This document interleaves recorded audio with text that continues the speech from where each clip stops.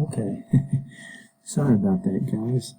Alright, so we're going to do part 3 and finish this up. So we had just talked about, we've got this frequency table that shows the ages of these female actresses when they won their first Oscar. It could be their first one among many, or they could have only just won one Oscar. And so we've got this frequency table. So what I'm going to do is create a histogram. So I kind of show you how to do this based on the frequency table that we already have. So before you can create a histogram, you have to have a frequency table. Alright, so what I'm going to do, I'm going to go ahead and draw some axes with a vertical and a horizontal axis. Okay. And I'm going to go ahead and label this as well.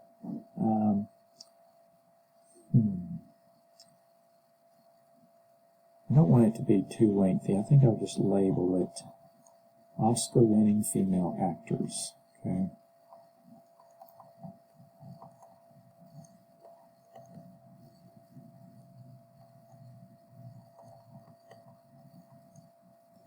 Alright, and now what I need to do is I need to label both my horizontal and vertical axis. So my horizontal axis is going to represent these different age categories or ages. And then my vertical axis is going to represent the frequency. Okay. And now I'm going to start calibrating my axes. And I think that I'm going to start with, I don't know, I guess my horizontal axis. So I need to start creating these categories, so bins. So 20 through 29, 30 through 39, okay? So I'm just going to start, let's say right here is 20. Now I'm just going to go in tens, guys. Here is 30, and then here is 40. And let me zoom in a little bit.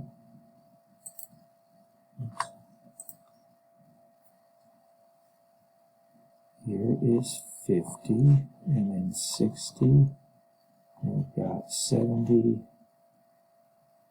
80, and I'm going to go to 90. We know that actually this last bin stops at 89, okay? And then I'm going to go ahead and label my vertical axis. And guys, because these frequencies range anywhere from 1 all the way to 34, I think I'm going to go in fives, multiples of fives. Okay, so down here this would be 0, and then this would be 5. This is 10, and just keep going. So 15, 20, 25, 30, 35, 40. Okay.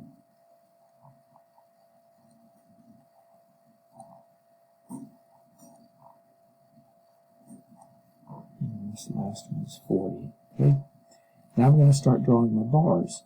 I'm going to go ahead and start and draw the first bar that corresponds to this bin, 20s basically. So I'm going to draw this bar, okay, and it needs to have a height of 32 because that's the frequency. So I need to, let's see, 32 I think would be right about there. Okay. So there it is. The height of this bar represents the frequency or the number of these actresses that won their first Academy Award when they were in their 20s. Okay, and we'll go to the next bin, the 30s. So it has a height of 34. So I'm going to use this same vertical line that I've already drawn because remember, with these histograms, there's no space between the bars. So I'm just going to increase this one by a height of maybe 2, okay, and then bring it down. And another thing that's commonly done, guys, is sometimes these heights will be labeled. So this one would be like 32, 34, but sometimes it's hard to tell. You look over here at this vertical axis, and because I have labeled these in multiples of 5, sometimes it may be hard to tell exactly whether it's 33, 34, 35, etc. I'm just going to keep going. The next Ben is in the 40s. So that bar, though, is only going to be 14 high. So let's see, 15 is right here. Just a hair below 15. Okay. And I'll go ahead and label it 14. And then the next bar is only going to have a height of 2. So there it is. And then the next one, there's kind of an uptick here. When you get in your 60s, there were 6. Frequency count of 6. Okay, so there's kind of an uptick. And then when you're in your 70s and 80s, you're very unlikely. So these two bars, they're only going to have heights of 1. So 1 and 1. Now, as far I wanted to do a line graph, then what I would simply do is I would come right in the center, the tops of each of these bars, and that's where I would put my dots. These are sort of called midpoints as well. And then I would connect those dots with a straight line. So, I guess I could start over here at 20, go up like that, and come over, and then go down, and then there's a slight uptick, and then down again, straight across, and then down all the way to 90, okay? So what I have done is created both a histogram and a line chart.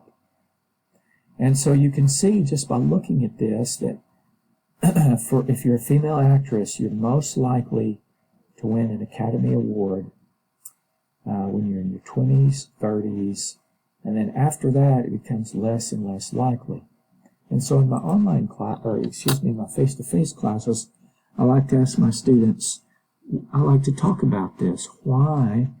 Because there seems to be a trend here. Why is it that you're more likely to win an Academy Award when you're rather young, relatively young, in your 20s and 30s, maybe 40s, and not in your latter years? Because I would argue that the more you practice a craft, the better you get. So doesn't it stand to reason then that these older actresses are probably actually better because they've had so many years of experience? And so I ask my class these questions, and typically say, well, because in our society, looks are so important, physical looks, right? We put so much emphasis and priority on that, even though I could make an argument that shouldn't be the case, but nonetheless, it is. And so consequently, when you're in your 20s and your 30s and maybe 40s, that's when you're most physically attractive. And so there's a correlation there between physical attractiveness and the age at which an actress wins her first Oscar. Okay. But anyway, I think this is an interesting one, and this just sort of talks about this. It says, we organize these into 10-year bins. The histogram bars touch one another because there's no gaps between these categories. It says it like a bar chart. The data show that most actresses win the award at a fairly young age, which stands in contrast to the older ages of most male actors. Okay, so this is interesting because this is very reflective of how we judge physical beauty or physical attractiveness as a society. So for men, if you're a male actress, I'm going to use the example of Sean Connery. Some of you may not know who he was, or I can't remember if he's still alive or not, but anyway, he was an English actor, and he played James Bond in the very first James Bond movies, and he was seen by many women as a tremendously attractive man, okay? Not just because of his English accent. And a lot of women would argue that he just got more attractive as he got older, okay? And so that's the way men are seen occasionally by women, is that they age like a wine, okay? They get more attractive as they get older, or at least to a certain extent, right? And so that's probably why we see the that for male actors, they're actually quite older before they receive their first Academy Award. Okay, so it could have something to do with what our idea or perception of this, physical beauty. And it says many actresses believe this difference arises because Hollywood producers rarely make movies that feature older women in strong character roles. This is something else. Okay, why do you think that is? Well, probably because older women are not going to be, movies in which older women are the central character perhaps may not be as demanded. Okay, I'll put it that way. Whereas that's typically done more with men. Older men are typically cast more frequently or more commonly. But anyway, all right. So that's the interesting thing about this, guys, is that there's always a story to tell. And it's up to us to kind of decipher the data, decipher what is the data telling me. All right, so the last thing I want to talk about is something called a time series chart. Okay, so data for which time is important. So these could be like crime statistics or other types of statistics that involve time, that change over time. It could be anything, really. It could be a person's height, a person's weight, because those change over time, right? So any sort of data that changes with time is typically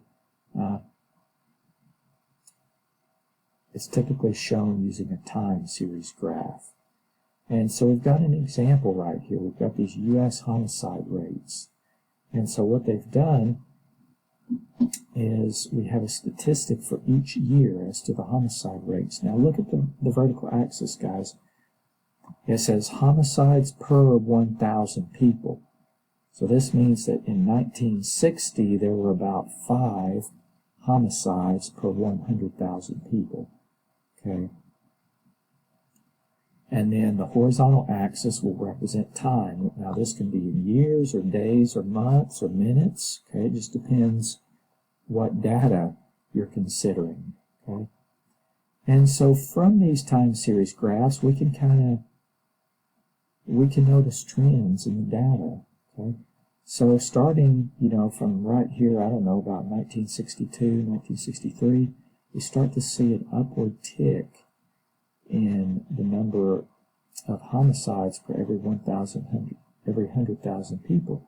It goes, starting right here from about below 5 all the way up to close to 10. So it more or less doubles. Okay, so you could say that from about 1963 all the way to about 1974, it doubles. Okay, the homicide rate doubles. Now, does that mean that if you go outside, you're almost surely to get killed? No, okay? Because even though it doubles, we're still talking about very low incidence, okay? And people misinterpret this and think that the world is becoming more and more dangerous all the time. And you'll hear that from generation to generation. People will always say, the times are changing and things are just getting more dangerous, and they just paint this very grim picture of reality that's really ultimately unrealistic. Okay. But anyway, another thing you have to consider, guys, is also, you may watch the evening news and they may report 2 or 3 homicides, okay? But at the same time, you have to realize that if the population is continuing to increase, it would make sense that we're probably going to see more incidents of homicides as well, or whatever it is, okay? So this is all about being a wise consumer of information. But in any case, there definitely is an uptick here in crime or homicides, okay? We could talk about why. You could look at what's going on in the world, what's going on in the country, politically, different things, and try to explain that. And then from that point on, there's kind of a little bit of undulating here. It kind of goes down and goes up and goes down and goes up again. And then from about, I don't know, let's see, 1990, 1991, there's a gradual tick downward in the crime rate. Okay, here it's almost steady through the years of 2000 to about 2008, and then it starts to tick down again. Okay, but anyway, this is an example of a time series graph.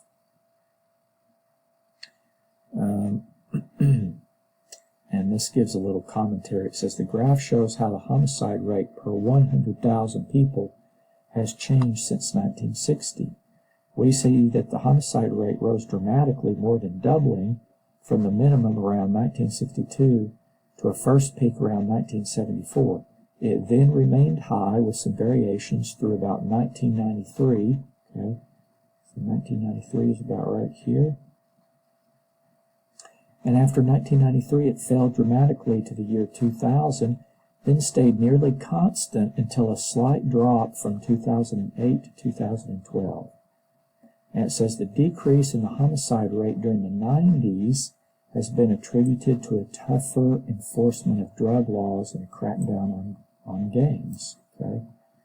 Now, it doesn't say that is the reason. It says that decrease that we see in homicide rates has been attributed to that. Okay? So lots of times it's fun to look at one of these time series graphs and think about, well, what's going on in the U.S. or what's going on in the world at this time that we see these changes, and try to explain these changes. So anyway, I believe that's going to do it for 5C. Okay. So we're not going to cover 5D. The next section that we'll cover will be 5E, on something called correlation and causation and how those two are related. Okay, so that's an interesting section. So I'll see you in 5E.